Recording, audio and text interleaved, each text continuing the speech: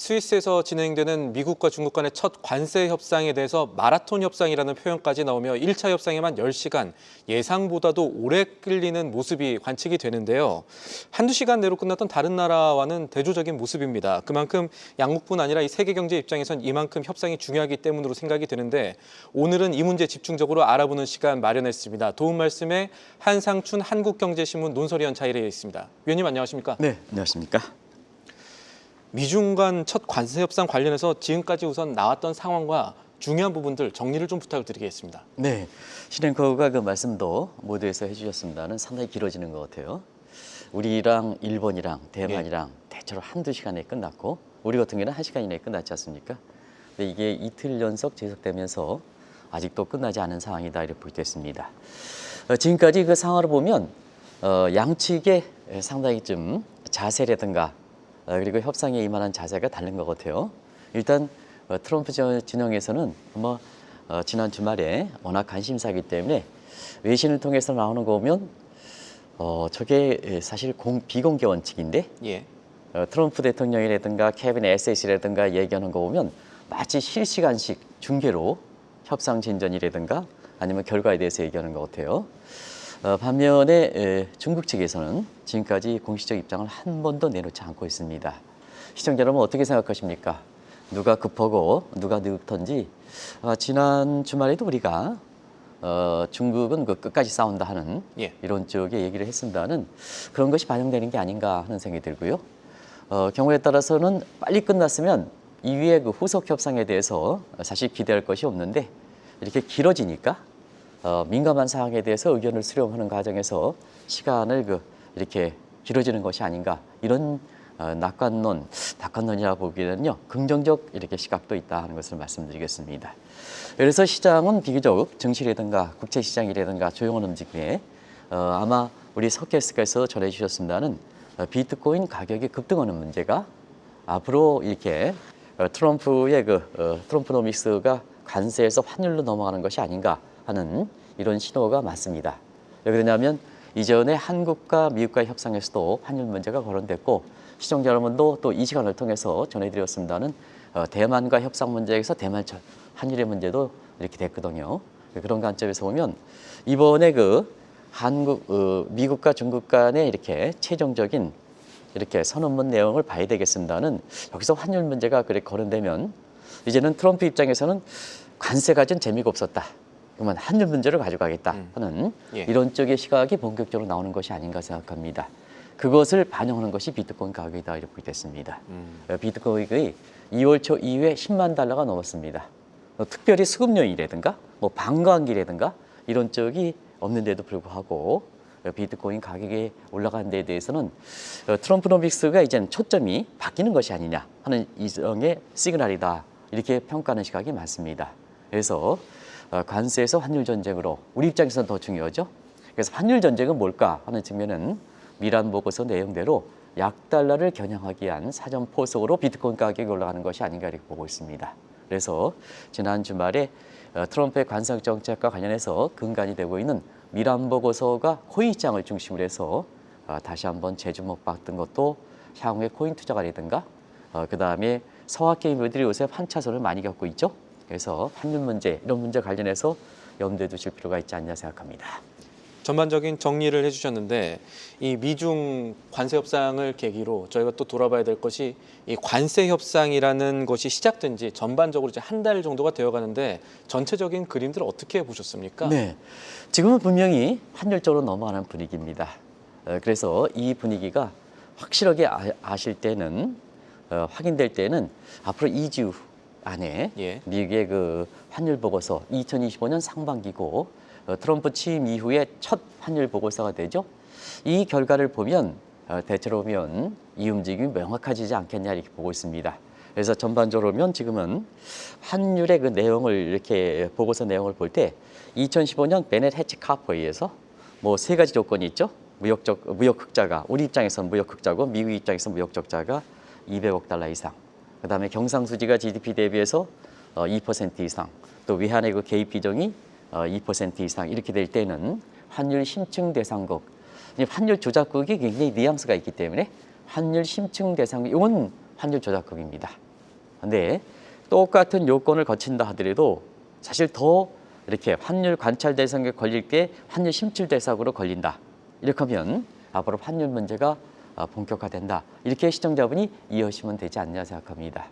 그러면 이 관세 정책과 환율의 근간이 되는 게 미란 보고서거든요. 미란 보고서의 내용은 1976년 환율이 자유변동 환율제로 이렇게 넘어간 회의가 킹스턴 회담이 있습니다. 이 회담에 달러 가치가 고평가됐다는 얘기거든요. 그러면 달러 가치가 고평가되면 결국 스윙 스테이트, 제조업이 그렇게 많이 발전되어 있는 이런 쪽에 달러 가치가 고평가되어 있으니까 수출이 안 되고 제조업의 수출이 안 되니까 제조업의 프리차가 흔들리고 그다음에 해당 근로자가 한국이라든가 일본이라든가 대만에 뺏겼다는 것이 이렇게 마이크로적인 측면의 주장입니다. 그리고 매크로 사이드에서 보면 수출이 안 되니까 무역 적자가 확대되죠. 예. 그리고 미국은 쌍둥이 적자 이론에서 무역 적자가 확대되면 재정 적자가 확대되거든요. 그러면 뭐냐? 지금의 국가 채무 문제, 이 부도이익까지 몰려됐다. 누구냐? 결국은 한국과 일본과 대만과 중국의 그다음에 베트남의 이렇게 책임이다 하는 이런 쪽의 얘기들이 있습니다. 그래서 요 순서대로 본다면 관세에서 환율로 넘어간다. 이렇게 보시면 되겠습니다. 그래서 미란 보고서에서 미국이 달러 약세를 유도를 해야 됐다 이런 얘기들이 나오는 건데 만약에 미국이 이 달러 약세 유도에 성공하더라도 과연 미란 보고서대로 스티브 미란의 생각대로 수출이 늘어날 것인가 이 부분은 한번 좀 짚어봐야 되지 않을까요? 네, 이 대목은 뭐 미국에서는 유일하게 트럼프 진영만 수출 증대 효과가 있다. 그리고 올해 2025년 연초에 열렸던 대학자들이 얘기했던 전미경제학회라든가 예. 이렇게 지난 주말에 끝났었던 사실 빈케 컨퍼런스 내용을 보면 예. 대체로 보면 여기에 대해서 부정적이다 하는 것을 말씀을 드리겠습니다. 자, 그러면 왜 학자들이 이렇게 달러 가치가 고평가가 시정되는 미란 보고서에 대해도 수출 증대 효과가 없을까 하는 것은 아마 경제학 공부하신 분은 대체로 다 아실 겁니다. 그래서 그 내용들을 간단히 좀 말씀드리겠습니다. 특정국 통화가 약세가 되려면 수출이 늘려면 마샬 러너 컨디션 조건을 충족해야 됩니다. 이 조건은 아마 이 방송을 통해서 누차에 걸쳐서 말씀하셨기 때문에 그 내용은 빼겠습니다. 그러면 마샬 러너 컨디션, 거시경제학에서는 ML 조건이다. 마샬의 이니셜 M, 러너의 L 해서 ML 조건이라는데요. 이 조건은 한마디로 수출입이 특정국의 수출입이 환율에 민감한 환율과 같은 가격 경쟁에 민감해야 된다는 의미를 갖고 있다 이렇게 보여졌습니다. 그러면 현명하신 시청자분께서는 왜 수지 증대하지 않는가? 미국의 경우 다들 아실 겁니다. 그래서 그것을 좀 부연하기 위해서 지난 주말에 제3국 시장에서 미국의 주요 교역국가, 미국과 ESI 지수, Exports Specialty Index를 구해봤습니다. 이게 ESI 지수입니다. 그러면 미국의 제조업은 뭐 다들 아시겠습니다. 환율, 가격 경쟁에 민감한 게 아니라 품질, 기술, 디자인 이거 같은 비가격 경쟁력에 사실 그 우위를 점하고 있거든요. 그러면 결과적으로 마샬 러너 컨디션 조건을 충족하고 있지 않다는 얘기입니다. 그러면 자 미란 보고서대로 달러 약세를 유도한다 하더라도 미국의 수출 증대는 안 된다 하는 결론이 되겠죠. 그래서 실증적으로 리그레션을 돌려봤습니다.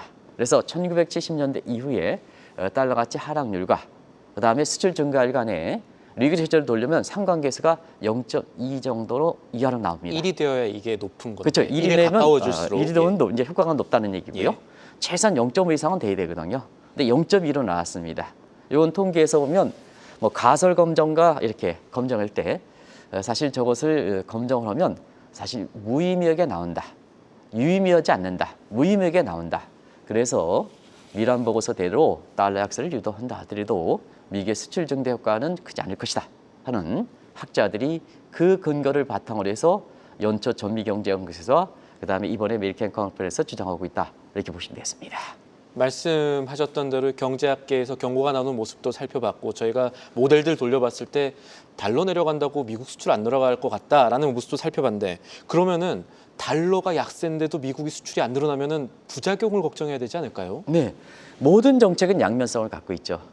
그래서 특히 이제 교역국가에 관련돼 있는 문제는 그것이 관세든 아니면 환율이든 긍정적 효과가 나타나지 않으면 부정적 효과가 크다 이렇게 보이겠습니다.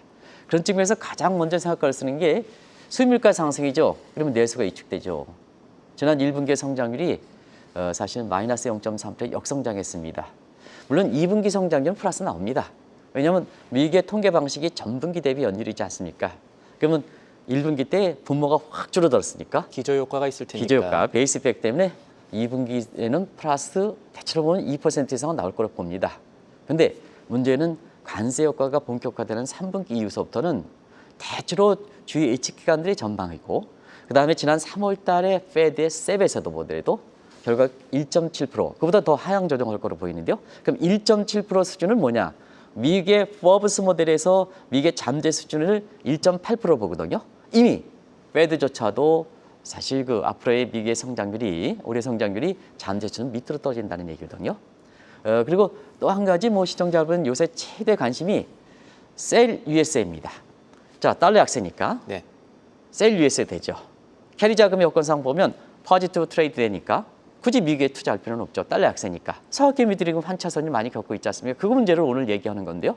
결과적으로는 자산시장 수축에 따른 역자산 효과입니다. 이게 사실 순추출 기여도에 따른 성장 둔화 효과보다 더 크게 나타납니다. 그래서 관세 부과의 달러 인덱스가 이미 110에서 100으로 급락하는 상황이거든요. 그런 과정에서 셀 USA 탈미 현상으로 해서 주식도 떨어지고 채권 가격도 떨어지고 부동산 가격도 못 떨어지는 양상입니다. 그래서 과거에 시청자분을 위해서 앨런 그린스펀이 이게 전 페드 의장이죠. 미국의 역자산 계수를 추정한 자료를 한번 봤습니다. 그런데 이 미국의 역자산 계수는 금융 사이드가 실물 사이드보다 3대 1 정도로 금융 사이드가 발전됐다는 것은 시청자 여러분 잘 아실 겁니다. 월가를 상징되죠. 그래서 세계 어느 국가보다도 금융 사이드가 실물 사이드가 높기 때문에 이 부분에서 자산이 올라가면 경제 성장률이 올라가고 그다음에 자산이 떨어지면 역자산 계속에서 성장률이 떨어지는 이게 이제 미국에서는 프로사이클리티어에 대해서 정점 올라갈 땐 더 올라가고 저점이었을 땐 더 떨어지는 그래서 경기 사이클상의 진폭이 아주 진폭이 확대되는 이런 양상을 보이는 것이 바로 그런 현상이거든요. 그래서 미국 역자산 계수는 그 어느 것보다 높다. 그러면 뭐냐? 자, 달러 약세에 따라서 내수 유축에 따라서 경기 둔화 효과. 예. 그다음에 자산이 빠짐에 따라서 역자산 계수의 역자산 효과에 따라서 경기 둔화 효과. 그래서 IMF조차도 올해 미국 경제 성장률 조차를 지난번에 조정할 때 굉장히 큰 폭으로 조정했죠. 그래서 바로 이런 것을 뒷받침하는 대목이다 하는 것을 말씀을 드리겠습니다.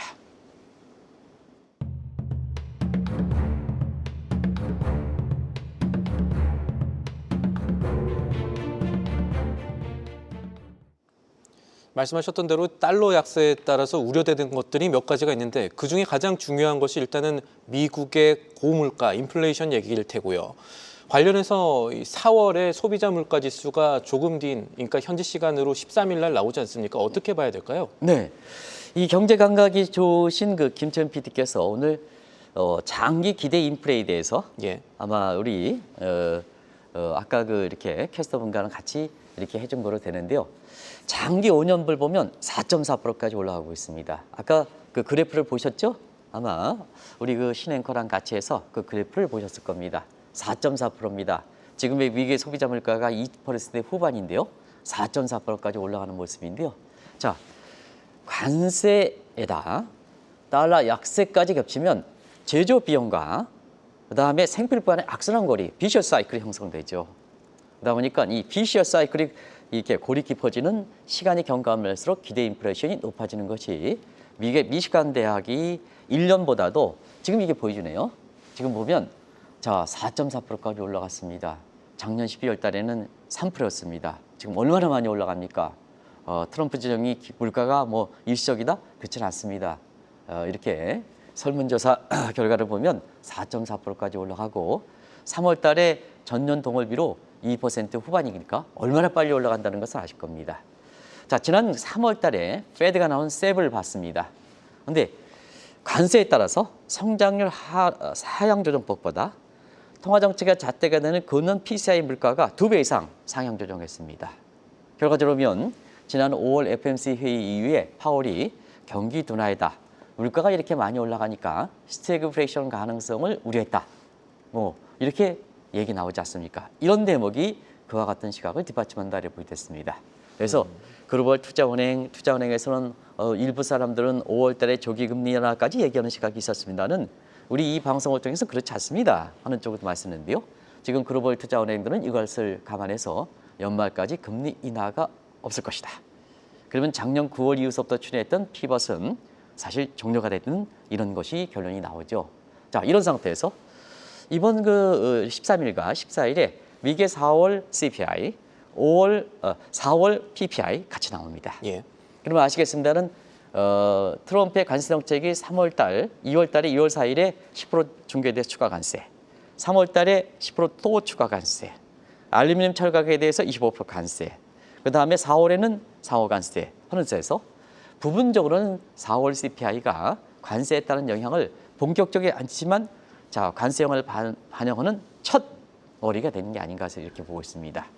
자, 그런데 3월 달에는 전월비에서 3월 달 대비해서 0.3% 나오고 PPI는 전월비 대비해서 0.4% 상승을 끌어 나오고 있습니다. 그래서 3월의 하락세에서 트럼프 진영에서 그렇게 좋아했던 3월의 하락세에서 왜 금리 인하를 안 하느냐 이렇게 물가가 떨어지는데 해서 4월 달에는 상승세로 들어왔으면 아마 사실은 관세에다 달러 약세에 따른 이런 미란 보고서의 허점들이 툭툭 튀어나올 것이다 하는 것을 말씀드리겠습니다. 그렇게 되면 아무래도 이 금리 인하 가능성이 조금 더 옅어지는 국면으로 가게 될 것이다. 미리 짚어주셨고 네. 또 하나 달러 약세에 따라서 인플레이가 발생을 하고 그렇게 되면 국채 금리가 올라갈 가능성이 있는데 트럼프 행정부가 추진하려는 부채 디톡스 측면에서는 국채 금리 올라가는 것 굉장히 안 좋은 것 아닐까요? 상당히 안 좋죠. 지금 또 다음 달이 6월인데요. 우리 김철민 PD랑 같이 해서 2년물과 그다음에 지난 주말에 10년물, 30년물 같이 스프레드를 해서 보여드리겠습니다. 자, 2년물은 금리가 낮. 이건 다른 요인이 있습니다. 국제유가라든가.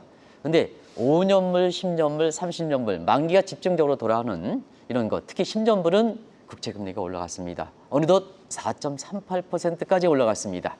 30년물은 4.84까지 5%에 근접하고 있습니다. 이게 이제 증시에 부담이 되는 상황이거든요. 근데 시기적으로 보면 지금 미국의 재무부의 현금이 거의 바닥난 상태입니다. 근데 다음 달 아시겠지만 국가부도 만기 예정일인 엑스데이터가 거의 이렇게 지금 상태에서는 뭐 한 달 앞으로 다가왔죠. 그러면 부채 디톡스를 어떻게 할 것이냐. 결과적으로 미란 보고서에 대한 대로 이렇게 의존할 수밖에 없거든요. 그러니까 만기가 돌아오는 국채를 보유한 일본이라든가 이런 데 집중적으로 사실 100년물 무이자 국채를 발행해서 전가시킨다는 얘기입니다.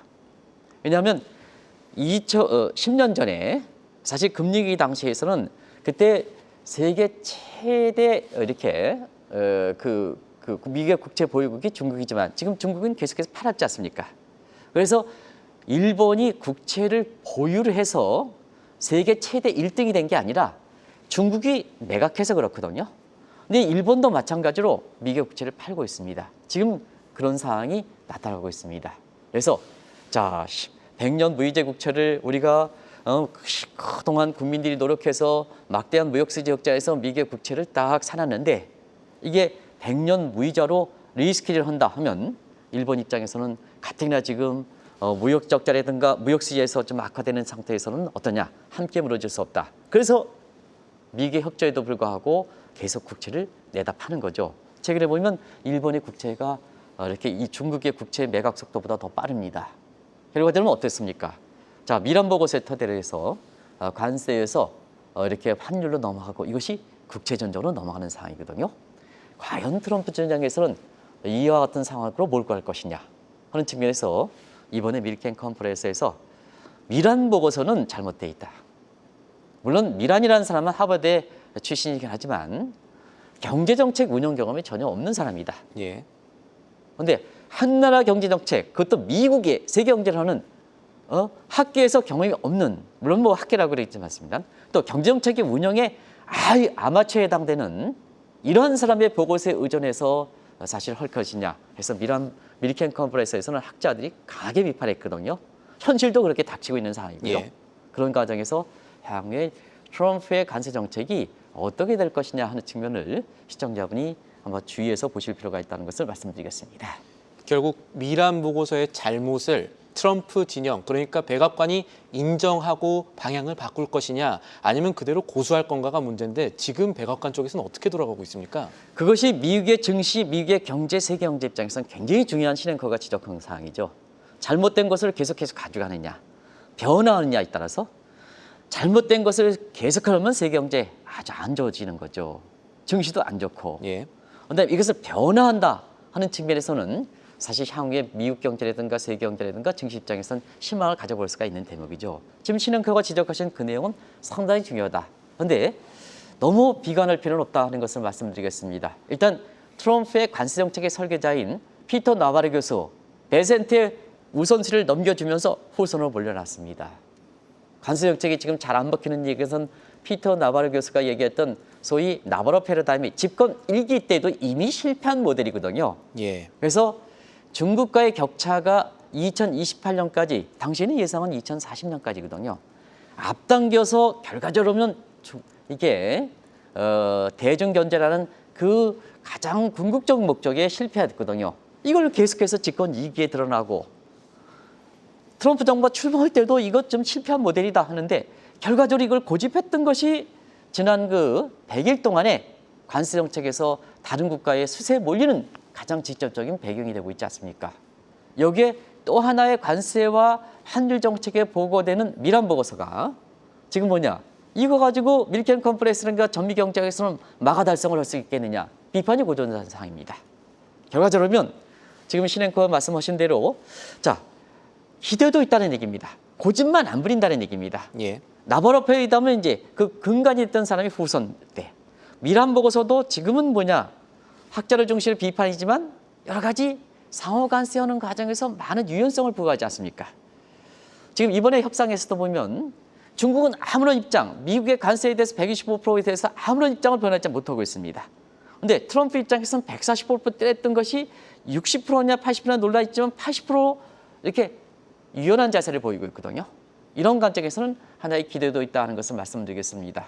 그래서 누차에 말씀드리는 우리 경제 입장에서는 대외 환경에 상당히 의존해 있는 입장이고 중국과 미국의 틈바구니 입장에서는 사실 마찰은 좀 하지 말아야 되지 않느냐 해서 트럼프의 관세 정책은 저는 철폐된다는 시각을 갖고 있습니다. 어쨌든 지금 상태에서는 이 관세 협상을 이렇게 진행하는 과정에서 트럼프의 관세 정책이 많이 유연화되고 있다. 그래서 세계 경제라든가 미국 경제 입장에서는 사실 그 희망을 가져볼 수 있는 대목도 있다 하는 것을 말씀드리겠습니다. 예. 또 하나 지금의 국제 상황을 우리의 투자 관점으로 좀 끌어와 보면요.